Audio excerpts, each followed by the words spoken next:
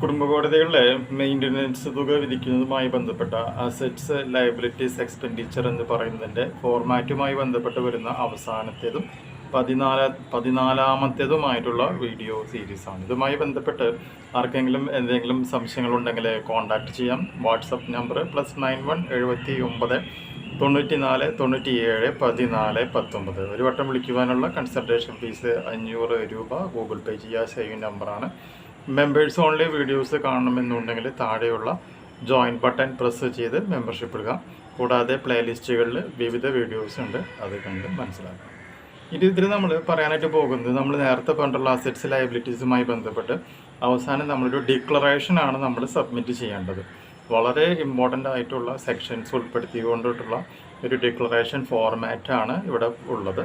അതിൽ ഏറ്റവും പ്രധാനപ്പെട്ട 3 പോയിന്റുകൾ നമുക്ക് നോക്കാം. അതായത്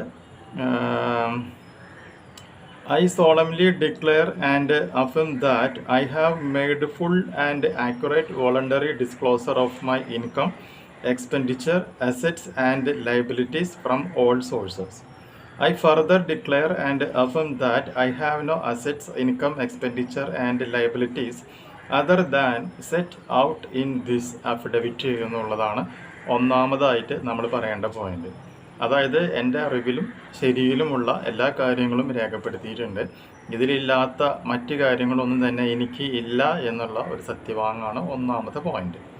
രണ്ടാമത്തെ point, I undertake to inform this court immediately upon any material change in my employment, assets, income, expenditure or any other information included in this affidavit. ഈ അഫിഡവിറ്റിൽ ഞാൻ പറഞ്ഞിട്ടുള്ള കാര്യങ്ങളിൽ എന്തെങ്കിലും ഒരു മാറ്റം ഉണ്ടാവുകയാണ് എന്നുണ്ടെങ്കിൽ അത് ഞാൻ അറിയിക്കാം എന്നാണ് പറയുന്നത്.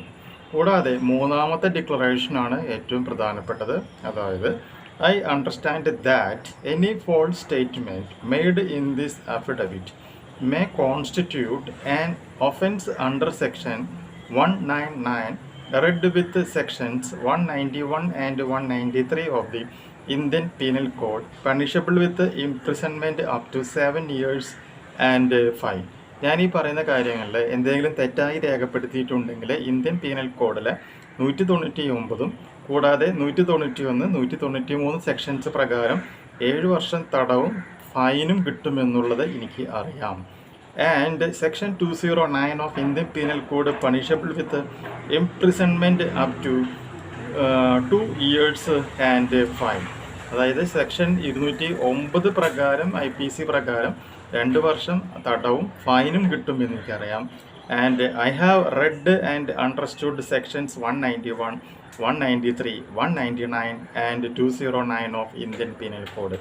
അതുകൊണ്ട് തന്നെ ഇന്ത്യൻ പീനൽ കോഡിലെ സെക്ഷൻസ് 191, 193, 199, 209 സെക്ഷൻസ് എല്ലാം ഞാൻ വായിച്ച് മനസ്സിലാക്കിയിട്ടുണ്ട്. ആ സെക്ഷൻസിൻ്റെ ഇമ്പോർട്ടൻസും പ്രാധാന്യവും ശിക്ഷാവിധികളെ കുറിച്ചും എനിക്ക് അറിയാം എന്നുള്ള ഈ പോയിന്റുകൾ നമ്മൾ എഴുതി എന്ത് ചെയ്യണം, ഡിപ്പോണൻ്റ് അവിടെ സൈൻ ചെയ്യണം. അതിനുശേഷം നമ്മൾ എന്ത് ചെയ്യണം, ഒരു വെരിഫിക്കേഷനും കൂടി നമ്മളുണ്ട്. ആ വെരിഫിക്കേഷനും കൂടി വായിച്ച് അതിൽ ഡേറ്റ്, സമയം, കാര്യങ്ങളും കൂടി നമ്മൾ എഴുതിയതിന് ശേഷം വീണ്ടും സൈൻ ചെയ്യണം. അങ്ങനെ മൊത്തം 18 പേജുള്ള അതിബൃഹത്തായിട്ടുള്ള ഒരു ഫോർമാറ്റാണ് നമ്മൾ കോടതിയിൽ സബ്മിറ്റ് ചെയ്യുന്നത്. ഈ ഫോർമാറ്റിനെ അടിസ്ഥാനപ്പെടുത്തി മാത്രമാണ് ഭാര്യയും ഭർത്താവും സബ്മിറ്റ് ചെയ്യുന്ന ഈ ഫോർമാറ്റിനെ അടിസ്ഥാനപ്പെടുത്തിയിട്ടാണ് മെയിൻ്റനൻസ് തുക വിധിക്കുവാനായിട്ട് കോടതികൾക്ക് അധികാരമുള്ളൂ എന്നുള്ളതാണ് സുപ്രീം കോടതിയുടെ മാൻഡേറ്ററി ആയിട്ടുള്ള ഗൈഡ് ലൈൻസ് എന്ന് പറയുന്നത്.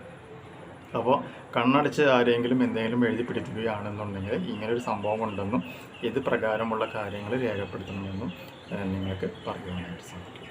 ഓക്കെ, സോ ഈ ഒരു 14 വീഡിയോയിൽ അടങ്ങിയിട്ടുള്ള ഈ ഒരു ഇൻഫോർമേഷൻ നിങ്ങൾക്ക് യൂസ്ഫുൾ ആയിട്ടുണ്ടെങ്കിൽ തീർച്ചയായും നമ്മുടെ ചാനലൊന്ന് സബ്സ്ക്രൈബ് ചെയ്യുക. തൊട്ടടുത്ത് കാണുന്ന ആ ബെൽ ബട്ടണും എനേബിൾ ചെയ്യുക. പുതിയൊരു വീഡിയോ ആയിട്ട് നമുക്ക് വീണ്ടും കാണാം. ബൈ.